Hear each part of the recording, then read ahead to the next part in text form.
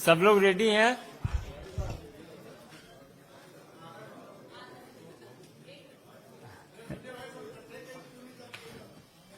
नमस्कार मित्रों, अपने बीच भारतीय जनता पार्टी के माननीय यशस्वी महामंत्री श्री तरुण चुग जी हैं। हमारे तेलंगाना के प्रदेश अध्यक्ष वंदी संजय कुमार जी और तेलंगाना के लोकप्रिय सांसद पार्टी के वरिष्ठ नेता अरविंद धर्मपुरी जी हैं। पूर्व विधान पार्षद member of legislative council Shri Ramchandra Rao ji हैं। हमारे तेलंगाना के प्रदेश के प्रवक्ता राकेश रेड्डी जी हैं। पार्टी के वरिष्ठ नेता और संसदीय दल के सचिव श्री बाला सुब्रमण्यम कामरसु जी हैं। श्री चंद्रिया जी, श्री आचार्य जी और तेलंगाना प्रदेश भारतीय जनता पार्टी के प्रदेश के प्रवक्ता श्री राकेश रेड्डी जी हैं। पार्टी के राष्ट्रीय नेता और तेलंगाना से आने वाले माननीय बलराज नूने जी हैं। जिस तरह से इस विकास यात्रा को, माननीय प्रधानमंत्री जी के विकास यात्रा को कन्याकुमारी से कश्मीर तक अपार जन समर्थन मिल रहा है, उसी क्रम में आप सबके बीच के तेलंगाना के वरिष्ठ पत्रकार जिन्होंने संघर्ष की एक रूपरेखा तय की है, तेलंगाना के टीआरएस के अकर्मण्य व्यवस्था के खिलाफ, ऐसे तेनमार मल्लन्ना जी को आज तेलंगाना पार्टी के सभी नेतागण और भारतीय जनता पार्टी के यशस्वी महामंत्री श्री तरुण चुग जी पार्टी की विधिवत सदस्यता दिला रहे हैं। मेरा सादर अनुरोध होगा तरुण चुग जी और वंदी संजय कुमार जी से कि आप पहले ये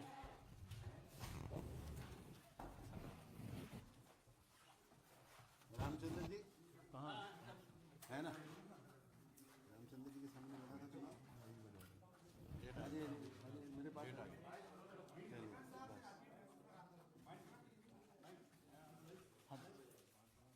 आ जाए भाई, इधर आ जाए।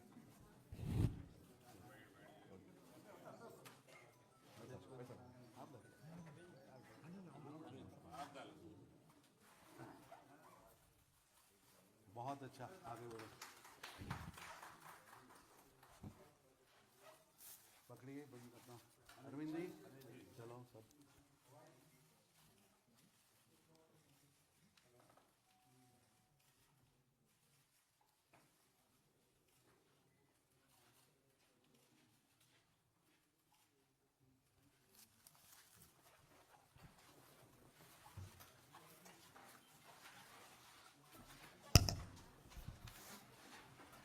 मेरा अनुरोध है माननीय तरुण चुग जी से कि आप भाजपा परिवार में शामिल होने वाले तेनमार मल्लन्ना जी का पार्टी परिवार में स्वागत के दो शब्द कहें। माननीय तरुण चुग जी।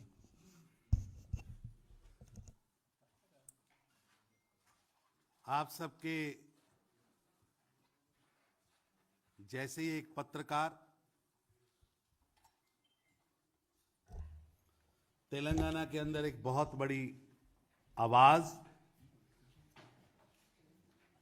नवीन कुमार, जिनको तखल्लुस 3 मार मालाना, ये पेशे से पत्रकार हैं और एक ऐसे पत्रकार हैं जो जब लाइव होते हैं तो 1.75 लाख लोग इनके साथ एक्टिव जुड़ते हैं। अपने पत्रकारिता के माध्यम से लोगों के जीवन में एक जगह बनाने वाले, वहां की समस्याओं को जनता के बीच में ले जाने वाले, समस्याओं के लिए जुझारू रूप से लड़ने वाले ऐसे शख्सियत के, ऐसे अनुभव के मालिक नवीन जी का भारतीय जनता पार्टी में मैं स्वागत करता हूं। और नवीन जी तीनमार मलाना जो पेशे से पत्रकार हैं, मेरे को याद है कि अगर आंदोलन खड़ा करना हो तो कलम उठाइए, अगर देश के अंदर जागृति लानी हो तो कलम उठाइए, ये एक पुरानी कहावत है। और उन्होंने तेलंगाना के अंदर टीआरएस की, केसीआर नेतृत्व की जो सरकार है, उनकी लूट खसूट, वंशवाद, भ्रष्टाचार, परिवारवाद, उसके खिलाफ कलम उठाई और कलम उठाई। और उस कलम, उस पत्रकारिता, उस आवाज के साथ तेलंगाना के लाखों लोग जुड़ गए। जैसे लोग सुबह न्यूज़पेपर का इंतजार करते हैं, फर्स्ट न्यूज़ का मीडिया में इंतजार करते हैं, आजकल तो फ्लैश न्यूज़ का इंतजार रहता है, वैसे ही तेलंगाना की युवा जनता तीनमार मलाना की न्यूज़ का इंतजार करती है। वो कब लाइव होगा, क्या विषय लेगा, और फिर छात्र, विद्यार्थी, आम नवयुवक उसको फॉलो करता। इन्होंने अभी एमएलसी का चुनाव आजाद लड़ा, इंडिपेंडेंट कैंडिडेट के नाते लड़ा, और आप हैरान होंगे कि इनको 1,49,000 ग्रेजुएट कॉन्स्टिट्यूंसी में से वोट मिले। यानी तेलंगाना के 1,49,000 वरंगल, खम्मम, नालगोंडा ग्रेजुएट कॉन्स्टिट्यूंसी के नौजवानों ने, पढ़े लिखे लोगों ने इनको वोट डाला। एक बहुत बड़ी शख्सियत, लेकिन इन्हें पत्रकार होने का, सच्चे पत्रकार होने का, कलम की आवाज उठाने का, वहां की जनता की मुद्दे उठाने का बहुत बड़ी सजा मिली। क्योंकि केसीआर के भ्रष्टाचार को नंगा करना है तो आपको लाठी भी खानी पड़ेगी, आपको जेल भी जाना पड़ेगा, आपको पुलिस का उत्पीड़न भी करना पड़ेगा, सहना पड़ेगा। संजय बंडी जी हमारे साथ बैठे हैं, इन्होंने एक विशाल पैदल यात्रा की शुरुआत की है, 200 दिन की पैदल यात्रा। आज के युग में जब दुनिया व्हाट्सएप और मेल पर है, ऐसे समय में जब कोई स्कूटर मोटरसाइकिल पे सब्जी लेने जाता है, ऐसे समय में जनता के बीच गांव-गांव जाने के लिए तेलंगाना की सरकार के खिलाफ, तेलंगाना की जनता की आवाज को बुलंद करने के लिए यात्रा निकाली। और आप हैरान होंगे, क्योंकि दक्षिण की खबर यहां कम छपती है, इनके ऊपर कितने हमले हुए, कितनी गाड़ियां जली, इनको पुलिस ने कितना पीटा। हमारी यात्रा के अंदर चलने वाले हर व्यक्ति को, हमारे वहां 4 सांसद हैं, 4 सांसद को आप गूगल पर सर्च करिए, चारों के 4 सांसद, इवन कैबिनेट मंत्री किशन रेड्डी वहां से आते हैं, उनके ऊपर भी किस तरह हमले होते हैं। हमारे अरविंद जी वहां एमपी हैं, अपने लोकसभा क्षेत्र के अंदर घूमने जाना है, भैंसा जाना चाहते हैं, पुलिस जाने नहीं देती, अत्याचार करती। आज बापूराव जी वहां चौथे सांसद हमारे, आज वहां कोर्ट की तारीख भुगत रहे हैं, क्योंकि जन आंदोलन में जनता के मुद्दों को उन्होंने उठाया। हमारे जो विधायक हैं, हर विधायक पर पर्सनल केसेस डाले जा रहे हैं, उन पर पुलिस केसेस रजिस्टर्ड किए जा रहे हैं।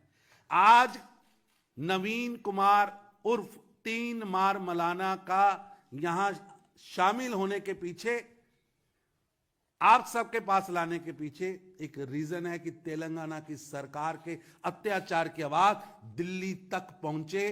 तेलंगाना की धरती पर हो रहे लोगों पर अत्याचार की आवाज, तेलंगाना की जनता के दुख की आवाज, तेलंगाना के शासन द्वारा किए जा रहे भ्रष्टाचार की आवाज दिल्ली में पहुंचे और पूरे देश के लोगों को पता चले कि एक तरफ श्री नरेंद्र मोदी जी का गरीब हितकारी शासन है, एक तरफ नरेंद्र मोदी जी का जीरो करप्शन वाला शासन है, एक तरफ नरेंद्र मोदी जी का गरीब के घर पर रसोई गैस शौचालय, गरीब के घर पर उसको नया मकान देना, उसको इंश्योरेंस देना, मेडिकल देना, गरीब हितकारी शासन है, जीरो टॉलरेंस और करप्शन का शासन है।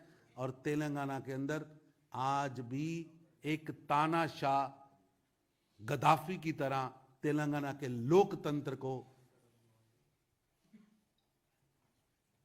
धज्जियां उड़ा रहा है। और आप हैरान होंगे कि इनके ऊपर 38 पुलिस केस डाले गए, और पुलिस केस भी ऐसे डाले गए कि पहले पुलिस केस में इनको जमानत मिलती थी, अभी ये जमानत पर बाहर नहीं आते थे, इन पर दूसरा केस डाला जाता था। 9 बार जमानत हुई, और जमानत के मिलने से और जेल के बाहर आने से पहले नया केस डाल दिया जाता था।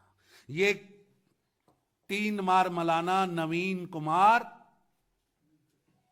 तेलंगाना शासन की अत्याचार की जीती जागती कहानी कहने के लिए आज आपके पास आए हैं। और जन समर्थन इनके पास क्या है वो आपको मैं बता रहा हूं कि इंडिपेंडेंट चुनाव लड़ते हैं तो 1,49,000 49,000 लोग, वो भी ग्रेजुएट, इनके साथ खड़े होते हैं। ये तेलंगाना का एक चित्र मैंने आपके सामने रखा है। और झूठी पॉलिटिक्स, झूठ की पॉलिटिक्स, वहां के एससी भाइयों के साथ अत्याचार की पॉलिटिक्स, वहां के किसानों के साथ झूठ की पॉलिटिक्स, और जनता के टैक्स की पैसा जो जनता के लिए, गरीबों के विकास के लिए लगना चाहिए, उसकी लूट की कहानी आप सबको तेलंगाना जाकर देखनी चाहिए। मैं आप सबसे निवेदन करता हूं कि आप अपना 5 ग्रुप के अंदर शिष्टमंडल बनाइए पत्रकारों का। हम वहां पर आपको जनता के बीच में लेके जाएंगे। वहां जाइए, जनता के बीच में जाके देखिए कैसे केसीआर साहिब ओवैसी जी के साथ मिलकर ये अत्याचार कर रहे हैं। और आज 3 बार मौलाना को अकेले ज्वाइन इसलिए कराया गया है कि आपको ये एक पूरी वहां की व्यथा और कथा पता लग सके। अभी भी लगातार 9वीं बार बेल मिली है। बेल मिलने के बाद ये भारतीय जनता पार्टी के कार्यालय आए कि मैं तो एक पत्रकार था, मैं तो जनता के मुद्दे उठाता था, मैं जनता की आवाज बन के सामने आया और जनता के कहने पे मैंने चुनाव लड़ा, किसी पार्टी में नहीं था। मेरे पर 38 केस डाले गए हैं, क्रिमिनल केस डाले गए हैं। ऐसी व्यवस्था की गई है कि अगले 100 साल मैं जेल में रहूं, क्योंकि मैंने कलम उठाई थी, और कलम उठाई थी केसीआर की तानाशाही भ्रष्टाचारी सरकार के खिलाफ। आज वो हमारे अंदर ज्वाइन होने आए हैं। इसलिए मेरा आपसे निवेदन है कि इनकी ज्वाइनिंग का महत्व केवल भाजपा में आना नहीं है। इनकी ज्वाइनिंग का महत्व इनका वहां यूथ के साथ जो कनेक्ट है, इनका वहां जो यूथ और वहां की जनता के साथ जो कनेक्ट है, इनका वहां के मुद्दों के साथ जो कनेक्ट है, तेलंगाना के आंदोलन से जुड़े हुए व्यक्ति हैं। कल भी तेलंगाना से जुड़े हुए, आंदोलन से जुड़े हुए विट्ठल जी शामिल हुए थे। हमें लगता होगा कि वो राजनेता नहीं है, लेकिन ये वो लोग हैं जो तेलंगाना, बंगारू तेलंगाना बनाने के लिए अपना जीवन, अपनी पढ़ाई, अपना परिवार, अपना कारोबार सब छोड़कर तेलंगाना के लिए लगे थे। और उस संघर्ष को 2014 को एक पुड़ाव पर पहुंचाया था। लेकिन क्या पता कि पुड़ाव के बाद शासन तेलंगाना का ऐसे हाथों में आ जाएगा जो लूटेगा। इस लूट की कहानी, अत्याचार की कहानी 3 बार मौलाना जी आपके सामने रखने आए हैं। और मैं आपको ये बताऊं कि ये सब इनको चुनाव लड़ने के बाद केस डाले गए। जब तक ये पत्रकार के नाते लिख रहे थे, टारगेट में थे इन पर केस डालने। जन समर्थन देखा, इनकी कलम देखी तो इनको अंदर डाला। इसलिए मैंने इनका एक परिचय कराया है। और इनसे मैंने पूछा कि आप भाजपा क्यों ज्वाइन करना चाहते हैं, तो उन्होंने कहा कि भाजपा, क्योंकि नरेंद्र मोदी जी का एक व्यक्तित्व है, देश के अंदर, विश्व के अंदर भारत की साख मोदी जी के आने के बाद बढ़ी है। नरेंद्र मोदी जी गरीबों के लिए काम कर रहे हैं।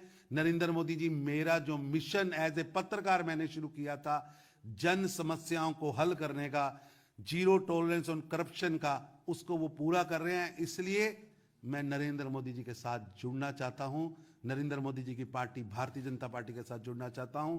इसलिए संजय बंडी जी के पास गए, अरविंद जी के पास गए और ये इनको भाजपा कार्यालय में लेकर आए हैं। और कल भी ये इसलिए नहीं आए कि कल भी इनकी कोर्ट की तारीख थी। अब सोचिए 30 दिन महीने के होते हैं, 38 केस डाले हैं ताकि आदमी एक दिन के लिए भी तेलंगाना की अदालत से बाहर ना आ सके। ये दो बातें मैंने आपके सामने लाई। मैं इनका स्वागत करता हूं। इन्होंने भारतीय जनता पार्टी की सदस्यता ज्वाइन की है।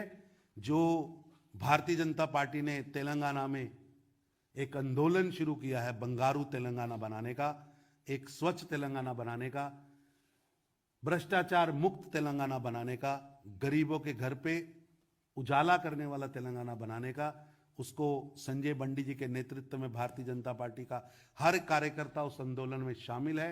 आपको हैरानगी होगी कि आज भी पेट्रोल के दाम अभी कम नहीं ना हुए, कल हुए नहीं हुए, आज भी भारत के अंदर सबसे ज्यादा पेट्रोल के दाम तेलंगाना में है।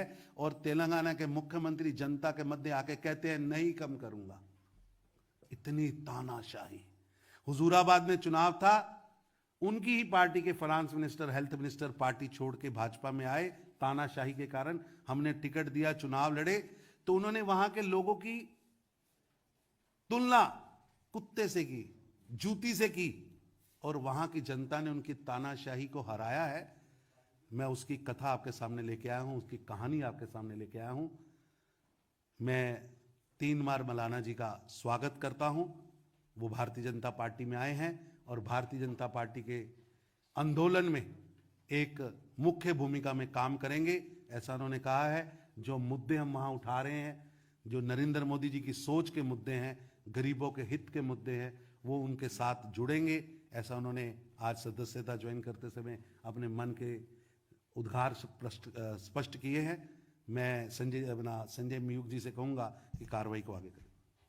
मेरा विनम्र निवेदन है अपने लोकप्रिय प्रदेश अध्यक्ष माननीय संजय बंदी जी से कि आप भी स्वागत के दो शब्द। అందరికీ నమస్కారం. పెద్దలు తరుచు గారు మా జాతీయ ప్రధాన కార్యదర్శి తెలంగాణ ప్రభారి అనేక విషయాలు స్పష్టం చేయడం జరిగింది. ముఖ్యంగా తీన్మార్ మల్లన్న గారు తెలంగాణ రాష్ట్రంలో ఒక ప్రశ్నించే గొంతుగా ప్రజల ఆధారభావాల చూరగొన్నటువంటి ఒక వ్యక్తి తీన్మార్ మల్లన్న గారు. అటువంటి వ్యక్తి ఇవాళ భారతీయ జనతా పార్టీలో చేరడం చాలా సంతోషంగా అనిపిస్తున్నది. వారికి భారతీయ జనతా పార్టీ తెలంగాణ రాష్ట్ర శాఖ తరఫున హృదయపూర్వక స్వాగతం పలుకుతా ఉన్నాము. తీన్మార్ మల్లన్న గారు ఏదో రాజకీయ స్వార్థంతో ఇలా భారతీయ జనతా పార్టీలో చేరడం లేదు. ఇవాళ దేశంలో నరేంద్ర మోడీ గారి నేతృత్వంలోని భారతీయ జనతా పార్టీ ప్రభుత్వం అవినీతి రహిత ప్రభుత్వంగా, ఏ ఒక్క ఆరోపణ లేకుండా పేద ప్రజల కోసం పనిచేస్తున్న ప్రభుత్వం దేశంలో పాలిస్తుంటే, తెలంగాణ రాష్ట్రంలో దానికి భిన్నంగా ఒక రాక్షస ప్రభుత్వం, ఒక కుటుంబ ప్రభుత్వం, ఒక అవినీతి ప్రభుత్వం రాజ్యం వెళ్తున్న విషయాన్ని గుర్తించిన సందర్భంలో ఎట్టి బస్సులో రాక్షస ప్రభుత్వానికి కుటుంబ పాలనకు అందముందించాలని చెప్పి ఒక ఆలోచనతో మన తీన్మార్ మల్లన్న గారు అనేక రోజులుగా, అనేక సంవత్సరాలుగా పోరాటం కొనసాగిస్తున్న తరుణంలో జీర్ణించుకోలేని రాక్షస రాష్ట్ర ముఖ్యమంత్రి ఈరోజు అనేక విధాలుగా పోలీస్ కేసులతోని భయభ్రాంతులకు గురి చేసే ప్రయత్నం చేసినప్పుడు కూడా నేను ఎంచుకున్న దారిని పక్కకు పోయే ప్రసక్తి లేదు, తప్పకుండా లక్ష్యం నెరవేర్చాలి. అనేక మంది త్యాగాల ఫలితంగా తెలంగాణ రాష్ట్రాన్ని సాధించుకున్నాం. ఆ అమరవీరుల యొక్క త్యాగాలు నెరవేర్చాలంటే తప్పకుండా ఉద్యమిస్తా, ఉధృతంగా ముందుకు పోతాని చెప్పి ఎంచుకున్న దారిలో పయనిస్తున్నటువంటి వ్యక్తి తీన్మార్ మల్లన్న గారు. మేమే చాలా సందర్భాల్లో బాధపడ్డాం. ఇన్ని కేసులు పెట్టి కేసు బెయిల్ వచ్చినాక బయటికి వచ్చే ప్రయత్నం చేస్తే తిరిగి కేసులు పెట్టడం, బెయిలబుల్ కేసులో కూడా నాన్ బెయిలబుల్ ఏ విధంగా మనం రిమాండ్ చేస్తారో ఆ విధంగా చిత్రహింసలు పెట్టే ప్రయత్నం చేసినటువంటి సందర్భంలో భారతీయ జనతా పార్టీ అనేక సందర్భాల్లో వారికి అండగా ఉంది. ఒకటి ప్రజలు కోరుకుంటున్న వ్యక్తి, ప్రజలు ఆదరిస్తున్న వ్యక్తి, ప్రజలు అభిమానిస్తున్న వ్యక్తి, ఒక ఉద్యమకారుడు, ఒక నిక్కార్సైన తెలంగాణవాది. కాబట్టి ఈరోజు తప్పకుండా తెలంగాణ ఉద్యమకారులకు వేదికగా భావిస్తున్నటువంటి భారతీయ జనతా పార్టీలో నరేంద్ర మోడీ గారి నేతృత్వంలోని భారతీయ జనతా పార్టీలో చేరడమే ఇవాళ మంచి ఆలోచన అని చెప్పి భావించి ఈరోజు వారు భారతీయ జనతా పార్టీ రావడం చాలా సంతోషం. తప్పకుండా ఉద్యమకారులు ఏదైతే ఆలోచనతో తెలంగాణ రాష్ట్రాన్ని కష్టపడి సాధించుకున్నామో దానికి భిన్నంగా తెలంగాణ రాష్ట్రంలో ఏ విధంగా దుర్మార్గ పాలన కొనసాగుతుందో ఈ పాలన అంతమొందించాలంటే అది భారతీయ జనతా పార్టీ ద్వారా మాత్రమే సాధ్యమని చెప్పి నమ్మి విశ్వాసంతో భారతీయ జనతా పార్టీకి చేరుతున్నారు. నిన్న విఠల్ గారు అదే ఉద్దేశంతో వారు కూడా ఏం రాజకీయ ఆలోచనలు, ఏ విధంగా స్వార్థ రాజకీయాలు, వీళ్ళు నిజమైన రాజకీయ నాయకులు కాదు, వాళ్ళు ఉద్యమకారులు, ప్రజల కోసం పనిచేసే వ్యక్తులు వాళ్ళందరూ కూడా, పోరాట పట్టిమగలు ఉన్నటువంటి వ్యక్తులు వాళ్ళందరూ కూడా. కాబట్టి అలాంటి పోరాట పట్టిమ ఉన్నటువంటి వ్యక్తులు ఇవాళ లక్ష్య సాధన కోసం ఇలా భారతీయ జనతా పార్టీ చేరుతుంది. తప్పకుండా వాళ్ళ విశ్వాసాన్ని వమ్మయ్యకుండా మీ ఏ ఆశయం కోసం, ఏ లక్ష్యం కోసం భారతీయ జనతా పార్టీ చేరుతుంది. తప్పకుండా మీ అందరి ఆలోచన వరకు రాబోయే రోజుల్లో కూడా భారతీయ జనతా పార్టీ ఇదే పందాన్ని కొనసాగిస్తాం. ఎట్టి పక్షంలో రాక్షస పాలన అంతమొందిస్తాం, దుర్మార్గ పాలన చెరముగితం పడతాం. ఈ కేసీఆర్ కుటుంబ పాలనను తెలంగాణ రాష్ట్రం నుంచి తప్పకుండా తరిమి కొడతామన్న విషయాన్ని ఈ సందర్భంగా స్పష్టం చేస్తూ ఉద్యమకాలకు మరొకసారి అప్పీల్ చేస్తున్నాం. రండి, భారతీయ జనతా పార్టీ చేయండి, కాషాయం నీడ చేయండి. తప్పకుండా తెలంగాణ రాష్ట్రంలో ప్రజాస్వామ్య తెలంగాణ నిర్మాణం కోసం భారతీయ జనతా పార్టీ చేపడుతున్న ఈ మహోద్యమంలో పాల్గొనాల్సిందిగా అందరికీ విజ్ఞప్తి చేస్తూ మరొకసారి తీన్మార్ మల్లన్న గారికి భారతీయ జనతా పార్టీకి సగర్వంగా ఇవాళ స్వాగతం పలుకుతూ ముగిస్తున్నాను. భారత్ మాతా కీ జై. मेरा विनम्र निवेदन होगा, अपने तेलंगाना के चर्चित सांसद और लोकप्रिय सांसद अरविंद धर्माधिकारी जी से, धर्मपुरी जी से कि आपको संबोधित करें. माननीय अरविंद धर्मपुरी जी. माननीय तेलंगाना के प्रभारी राष्ट्रीय महामंत्री श्री तरुण चुग जी, अध्यक्ष तेलंगाना के भाजपा के बंडी संजय जी और वरिष्ठ नेता जो भी मंच पर है, तीनमार मल्लन्ना ये नाम तेलंगाना समाज में तो बहुत पॉपुलर है, पर मैं जो नॉर्थ इंडिया के जो जर्नलिस्ट मित्र हैं यहाँ पे पत्रकार है, वो 2-3 बात आपके सामने रखना चाहता हूँ. ये ऐसे व्यक्ति है, जैसे चुग साहब ने कहा 1,40,000 ग्रेजुएट्स ने इनको वोट दिया है. वो ग्रेजुएट कॉन्स्टिट्यूएंसी 35 असेंबलीज कवर करता है और तकरीबन 5 पार्लियामेंट कवर करता है. ये इंडिपेंडेंट खड़कर क्लोज सेकंड आए हैं. और सबसे महत्वपूर्ण जानकारी ये है, इनको हराने केसीआर सरकार ने 100 करोड़ तक खर्च किया होगा और ज्यादा ही किया होगा. पर ये ऐसे व्यक्ति है जिनको जनता वोट भी देती है और नोट भी देती है. इनके जेब से 5 लाख से कम ही खर्चा हुआ है वो इलेक्शन में. ऐसा जो परिवर्तन है, एक सांसद होने के नाते मोदी जी के नेतृत्व में देश में स्पेशली जो रीजनल पार्टीज मजबूत है, जिधर इलेक्शन में हंड्रेड्स ऑफ क्रोर्स खर्च करते हैं, उसमें तेलंगाना नंबर 1 पे है. ये परिवर्तन जो है, ये खर्चा कम करने के लिए ऐसे लोगों की जरूरत है और वो मोदी जी के नेतृत्व में ही जरूरत है. इनका मैं दिलो जान से आज भारतीय जनता पार्टी में स्वागत करता हूं और भगवान उनको राजनीति में, जैसे वो जर्नलिस्ट में बहुत पॉपुलर बने, राजनीति में भी वो ऐसी बढ़े, ये मैं आकांक्षा करता हूं. धन्यवाद. बहुत छोटे परिवार से आते हैं, बहुत अति मध्य वर्ग. किस तरह राजनीति में अगर जनता प्यार करती है तो सामने करोड़ों रुपए लगाने वाला व्यक्ति भी 1,49,000 वोट लेने से रोक नहीं पाता. और ये 1,49,000 ग्रेजुएट केवल तीसरा हिस्सा जो तेलंगाना है उसमें से इनके साथ खड़े हुए. तो मैं, संजय जी आगे चलाइए. तो मेरा अनुरोध होगा, वरिष्ठ पत्रकार और आज पार्टी परिवार में शामिल होने वाले तीनमार मल्लन्ना जी उर्फ नवीन कुमार जी, आप हमें संबोधित करें. माननीय Teenmar Mallanna ji. Thank you so much sir. And వేదిక మీద ఉన్నటువంటి పెద్దలందరికీ, రాష్ట్ర బాధ్యులైనటువంటి తరుణ్ చుగ్ గారికి, అలాగే బీజేపీ తెలంగాణ రాష్ట్ర పార్టీ అధ్యక్షులు బండి సంజయ్ గారికి,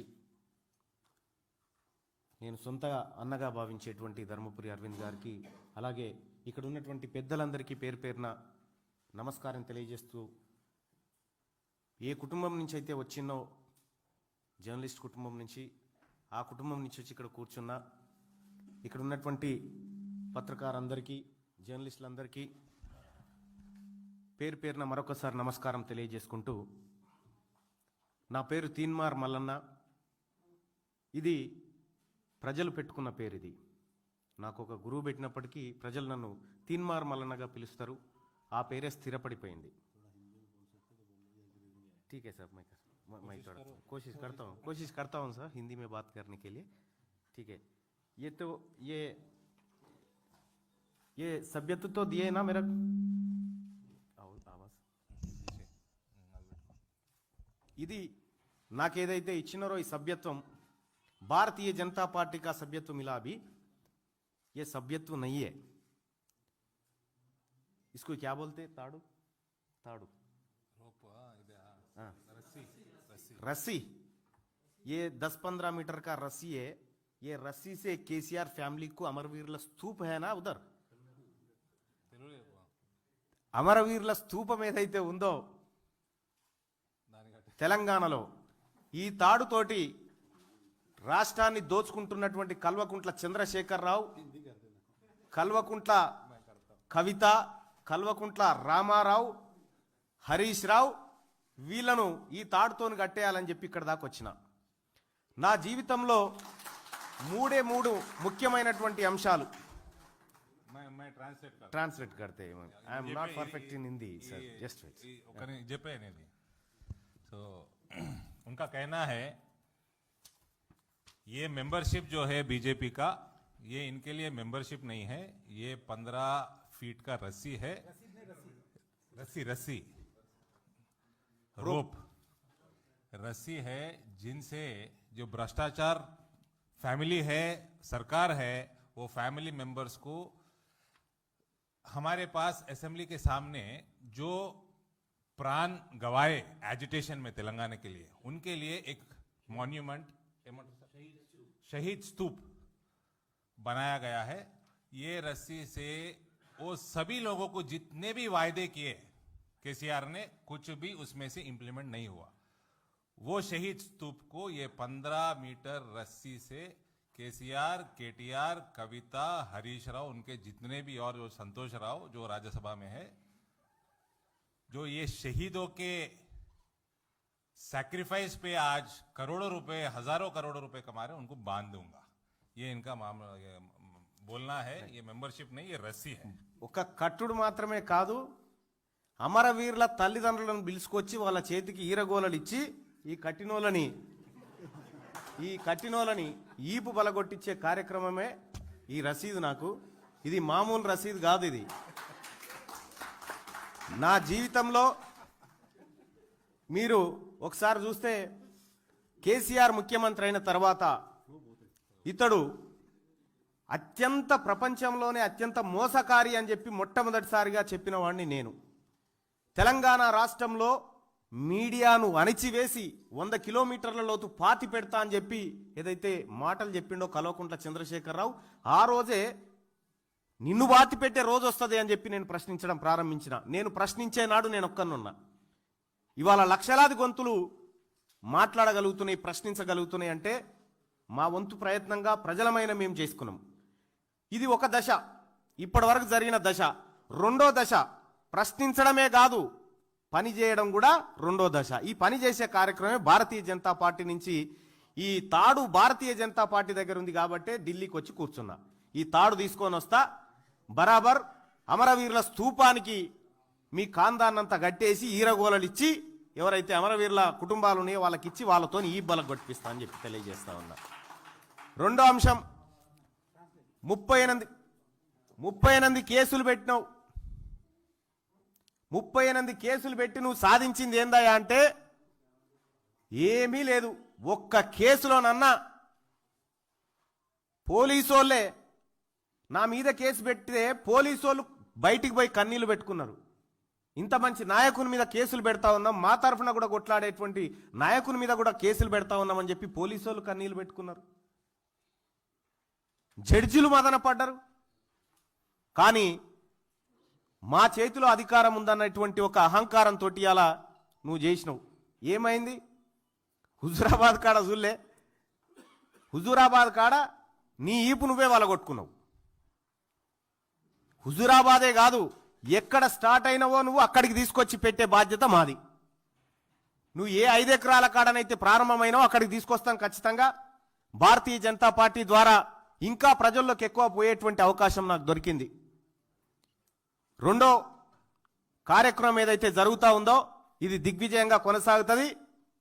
బరాబర్ బాతాల పోషెట్టే, ఇక బరాబర్ ప్రజల్లోకి వస్తాం, నీ సంగతి చెప్తాం. తీన్మార్ మల్లన్న మీద కేసులు పెట్టినందుకు బాధపడలే, నువ్వు జర్నలిజం కుతిక మీద కత్తి పెట్టినావు, నువ్వు ప్రశ్నించే గొంతుల మీద కత్తి పెట్టినావు, నువ్వు ఉద్యమకారులను తొక్కేటువంటి ప్రయత్నం చేసినావు.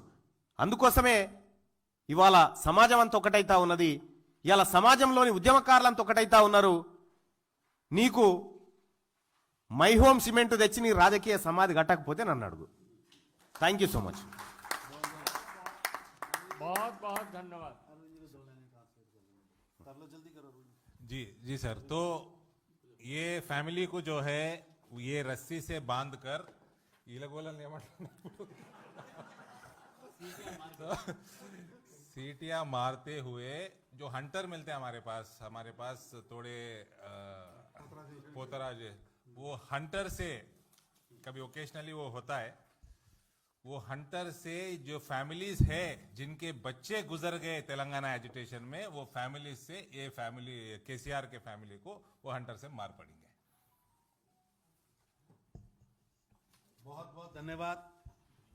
लोकतंत्र की तरीके से आज ये भाजपा में शामिल हुए हैं और भारतीय जनता पार्टी के कार्यकर्ता के रूप में ये एक लोकतांत्रिक तरीके से केसीआर की सरकार को जनता के बीच में ले जाकर उनको नंगा भी करेंगे। और एक मैं भूल गया, इनका जो जब ये बोलते हैं तो मैं संख्या भूल गया था, इनके यूट्यूब चैनल पर उस समय 17 लाख तेलंगाना के नौजवान लाइव होते हैं। इनकी भाषा में इतना दम। धन्यवाद।